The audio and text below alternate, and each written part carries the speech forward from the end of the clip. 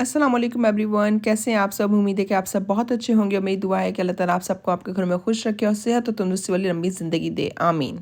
और अल्हम्दुलिल्लाह यहाँ पे हम सब भी बहुत अच्छे हैं और मज़े में हैं। अच्छा जी, आज का जो हमारा व्लॉग है वो हम शुरू करें शाम के वक्त से। अराउंड 6 साढ़े 6 बजे का टाइम था और हम एक्चुअली लोकल रेस्टोरेंट गए थे। ये एक्चुअली बुफेट स्टाइल रेस्टोरेंट है। इसमें अराउंड 140-150 डिशेज़ हैं as far as I know. तो जी ये है रॉयल नवाब। रॉयल नवाब अब चेंज हो चुका है मर्ज़ी के नाम पर, मतलब इन्होंने अपना नाम चेंज किया है ब्रांड का। मर्ज़ी, आई डोंट नो इन्होंने क्या सोच के नाम रखा।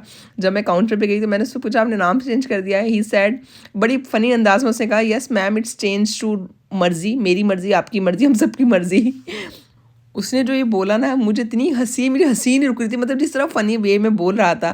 खैर मतलब मुझे हैरत हुई इसका ये नाम देखकर, क्योंकि इतना बड़ा ब्रांड है। मतलब मैं एक्सपेक्ट करती अगर चेंज हुआ भी तो कोई बड़ा रॉयल सा नाम होगा, लाइक रॉयल नवाब पहले था तो मैजेस्टिक नवाब होगा या समथिंग लाइक दिस ना, अराउंड द वर्ड्स ऑफ नवाब। लेकिन इन्होंने बिल्कुल ही चेंज कर दिया है। खैर जी, बड़े लोगों की बड़ी बातें, सानू की वाला हिसाब है। हम तो खाने से गए, खाना खाने गए तो खाने से ही मतलब था। और एक्चुअली इस रेस्टोरेंट से अच्छी अच्छी बात यह है कि आप जब भी जाएँ इसकी फ़ूड क्वालिटी सेम है, कभी फ़ूड क्वालिटी डिक्लाइन नहीं हुई।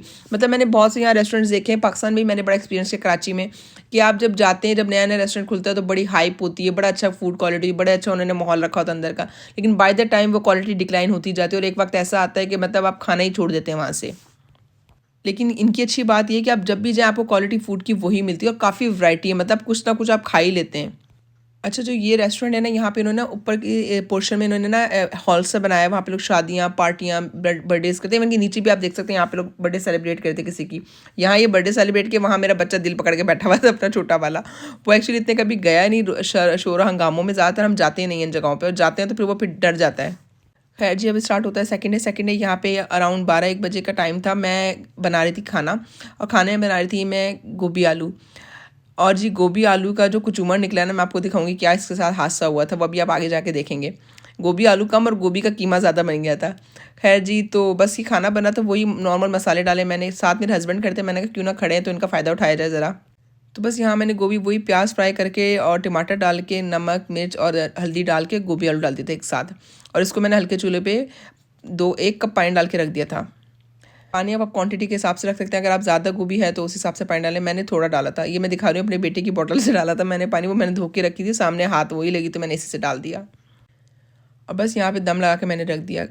सब्जियों को पकाने की अच्छी बात ये होती है कि ना जल्दी बड़ी कोई कोई रहती है, और बुरी बात ये होती है कि बहुत देर लगती है काटने में। अच्छा, दुनिया में अब तो हर जगह ये सहूलत मौजूद है कि आपको जितनी भी वेजिटेबल्स हैं वो आपको फ्रोज़न सेक्शन में आराम से इजीली अवेलेबल हो जाती हैं। वरना एक वक्त था जो हमारी माएँ पालक लेके बैठती थी, मेथियाँ लेके बैठती थी, काटती रहती थी, पूरा दिन गुजर जाता था। लेकिन अब तो खैर आपको यहाँ पालक वगैरह यूके में तो स्पेशली आपको फ्रेश मिल जाती है, धुली हुई मिल जाती है, बस लाएँ डालें और पकाएँ वाले साहब। तो ये काफ़ी अच्छी बात। और मेरी तो कोशिश होती है कि मैं फ़्रोज़न चीज़ें लेके आऊँ, क्योंकि बच्चा छोटा है मेरा ज़ैद, और ज़ैद तो इतना तंग करता है, अकेला हो तो यकीन माने आप कुछ नहीं कर सकते सिवाय इसके कि आप सांस ले लें उस वक्त। तो ये होता है कि फ्रोज़न लाओ, बस पकाओ, निकालो, एक एक रात पहले निकाल कर रख दो, डीफ्रोस्ट हो जाता है, पका लो आप आसानी से। अभी भी देख लें, मैं खाना बना रही थी, डैडी वहाँ पे काम कर रहे थे अपना, और ये देखें यहाँ पे आटे के डब्बे में घुस के आटा बाहर फेंकने में लगा हुआ था। अब हुआ ये कि मैंने यहाँ पे दम पे रख दी गोभी और मैं चली गई ऊपर और हस्बैंड चले गए अंदर। जब मैं वापस आई तो ये हुआ इसका साथ। ये बेचारी नीचे लग गई थी जाकर और किसी को पता नहीं चला। वो तो शुक्र है मैं अचानक से आ गई, मैंने कहा चेक कर लूँ क्या हुआ गोभी का हाल, तो ये हाल हुआ बेचारी का। लेकिन शुक्र बहुत शुक्र कि ये नीचे बहुत ज़्यादा नहीं लगी थी, तो मैंने ऊपर से उतार ली थी और दूसरे पैन में शिफ्ट कर ली थी, तो स्मेल वगैरह कुछ नहीं थी और काफ़ी मज़े की बनी थी। बेचारे बन के उसका कीमा गया था लेकिन खाने के काबिल था। अच्छा, मुझे गोभी में अदरक बहुत पसंद है। मतलब गोभी में हो गया, निहारी में हो गया, कढ़ाई में हो गया, मतलब लगता है इन खानों की जान ना अदरक है। अदरक डाला हो तो मज़ा, मतलब मज़ा ही दुबाला हो जाता है। लेकिन लहसुन अगर मुंह में आ रहा है तो उतना ही मज़ा किरकिरा हो जाता है। बस यहाँ मैंने ऊपर से गरम मसाला डाला था और उसको बस स्टोव बंद कर दिया था मैंने।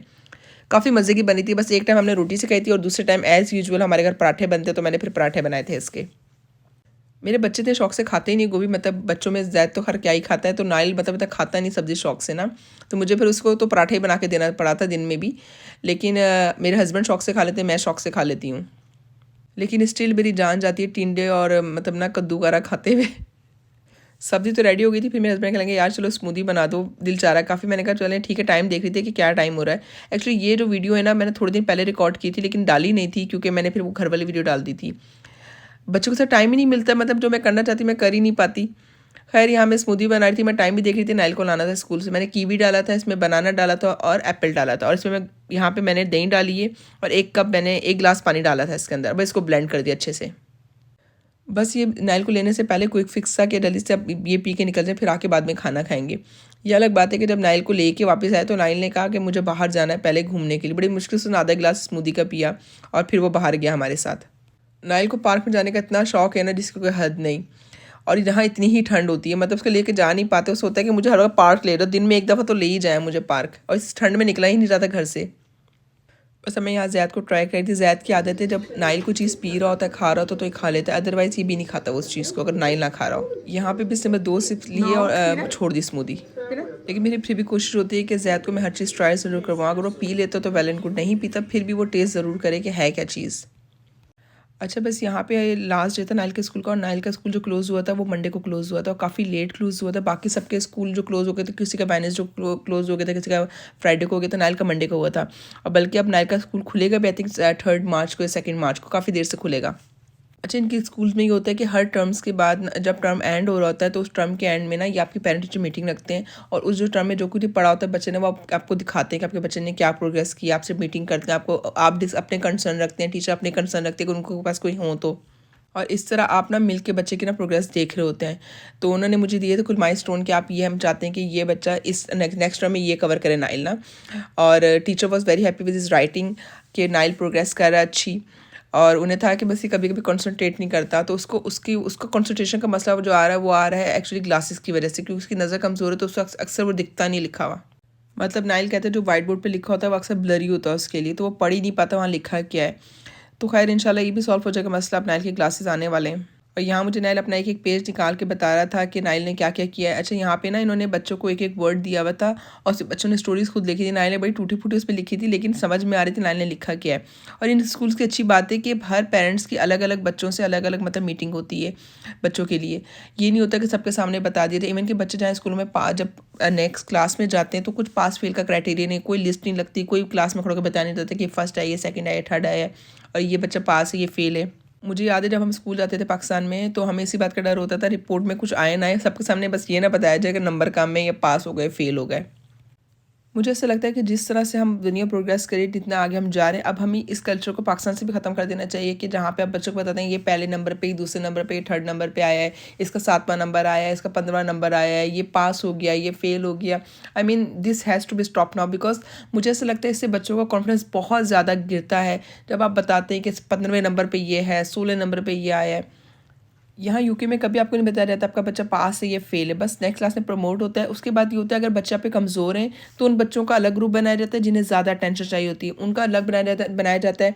जो थोड़े मीडियम प्रोग्रेस पे होते हैं उनका अलग बनाया जाता है, जो फास्ट पेस प्रोग्रेस पे होते हैं, मतलब जो बहुत इंटेलिजेंट होते हैं। लेकिन सबको अटेंशन दी जाती है, सबको तवज्जो दी जाती है और उनको वही अटेंशन मिलती है जो डिज़र्व करते हैं। लाइक अगर किसी को ज़्यादा तवज्जो की ज़रूरत है तो उनकी टीचर ज़्यादा उन पर मेहनत करती हैं, बट किसी को ह्यूमिलेट नहीं किया जाता कि आप फेल हो गए और आप नेक्स्ट क्लास में नहीं जा सकते। और फिर जब आपके टर्म एंड होता है, जब आपकी लास्ट स्कूल का डे होता है, उस वक्त आपके पेरेंट्स को आपको ना एक लेटर मिलता है, आपको अक्सर उसकी बुक भी दी जाती है जिसमें वो बताते हैं कि आपके बच्चे की फर्स्ट डे से लेकर लास्ट डे तक ये प्रोग्रेस थी, इसके वीक एरियाज़ ये हैं, इसने ये प्रोग्रेस करी, ये माइलस्टोन अचीव किया ड्यूरिंग दिस होल ईयर। और फिर वो बताते हैं जब आप नेक्स्ट क्लास में आते हो तो बताते हैं कि हम ये नोट करें कि अब हमें ये अचीव करना है इस साल इस बच्चे के साथ, विच इज़ सो गुड। आपके बच्चों का भी फील नहीं होता कि हम पढ़ने में अच्छा नहीं है, कि हमसे ज़्यादा कोई बहुत अच्छा है। बस आपके ग्रुप्स हैं, जैसे जैसे बच्चा प्रोग्रेस करता है, जैसे सपोज अगर रेड ग्रुप में था पहले, वो प्रोग्रेस कर गया तो उसको येलो में डाल दिया जाएगा जो मीडियम पेस पे चल रहे होंगे, और फिर उसके बाद उसमें डाला जाएगा जो सबसे अच्छे पेस पे हैं। तो सबको अटेंशन मिलती है और सब एक जैसी प्रोग्रेस में आ जाते हैं अल्टीमेटली। बस यहाँ से हम जब स्कूल से फारूक हुए हम घर गए, नाइल ने बस कपड़े चेंज किए और स्मूदी पी, और फिर यहाँ पे बस उसके बाद हम घर गए और नाइल को बस फ्रेश अप करके यहाँ पे पार्क ले आए थे। और ना जैद साहब ने अपने शूज़ उतार के फेंक दिए थे और ये बेचारे ऐसे ही बिना शूज़ के फिर रहे थे। और इतनी ठंड थी, मुझे बस ये होता है इस बच्चे को ठंड ना लग जाए, फ्लू शुरू हो जाएगा, फिर संभाले में नहीं आता बच्चा ये। लेकिन जैद का तो एक ही मोटो है, आग लगे बस्ती में, जैद अपनी मस्ती में। जैद को फिक्र नहीं फाका नहीं, बस अपना माशाल्लाह बहुत इन्जॉय कर रहा था, बहुत लगा हुआ था। कपड़े उसने इंतहाई गंदे कर लिए थे जो कि मुझे घर जाके चेंज कराना पड़े, से बात देना पड़ा दोबारा से। लेकिन बस थोड़ा चलो मैंने कहा यार चलो ठंड तो है लेकिन अब बच्चा इसी में खुश है तो खुश से ही, बच्चों की खुशी में खुशी है। और यहाँ वो जो जो भाई कर रहा था, भाई के बस पीछे पीछे जो से वो जो, अगर भाई ने ऊपर चढ़ना उसने भी ऊपर चढ़ना है, भाई ने स्विंग लेना तो इसने भी स्विंग लेना है, भाई ने अगर सीसॉ पे बैठना है तो इसने भी सीसॉ पे बैठना है। ये एज जो है ना, ये बादशाहों वाली एज है। जो मर्जी आप कर लें, कुछ नहीं कोई कह सकता, कोई आपका कुछ नहीं बिगाड़ सकता। और बस बच्चों को देखे हम माँ बाप भी खुश होते हैं कि चलें यार ये खुश हैं तो ठीक है, लेकिन ज़ैद ने इतने नीचे से गंदे करे तो मुझे होता है कि धुलेंगे भी मशीन में साफ़ या नहीं, क्योंकि जितनी भी ज़मीन की गंदगी थी ना वो ज़ैद ने अपने पाँव से ना जो नीचे का साइड था उसे साफ़ कर चुका था वो। ये भी गनी में देख, ज़ैद ने रोम फुल पहना हुआ था आज, तो मुझे था चलो थोड़ा सा कवर तो है ये। बस घर पहुंच के कुछ अमेज़ोन के पार्सल आए तो मैंने कहा चले आप लोगों से शेयर किए जाएँ, दिखाया जाए आपको भी। ये काफ़ी यूज़फुल प्रोडक्ट लगा मुझे, तो मैंने कहा आपसे शेयर करूँ। ये है फ़िलिप्स का लिंट रिमूवर, जो कपड़ों पे अक्सर आ रहे थे ना, बुरसा रुआं सा आ जाता है, ख़ासतौर पे जब आप जो समर क्लॉथ्स होते हैं आपके, ऊन की बनी चीज़ें होती हैं, तो ये उसके लिए यहाँ पे मैं दिखा रही थी। इसमें 2 सेल डलते हैं और ये सेल ऑपरेटेड है। अच्छा, मुझे लगा सेल है नहीं इसके अंदर पैकेट में, तो मैं जाके बाहर से लेके आई, बाद में देखा तो इस पैकेट के अंदर मौजूद थे, और ये मैंने अमेज़ोन से ऑर्डर किया था।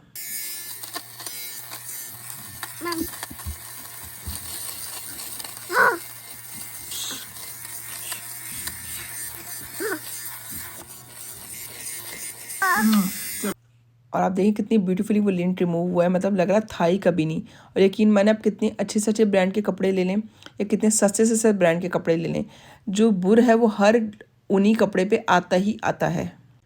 स्पेशली जो वुलन स्वेटर्स होती हैं, जंपर्स होते हैं, इन पे तो ज़रूर आता है। तो ये काफ़ी कन्वीनियंट प्रोडक्ट है, मतलब अगर आपके आ गया बुर, आप आराम से साफ़ करो बिल्कुल, फिर वापस वो ब्रांड न्यू हो जाता है।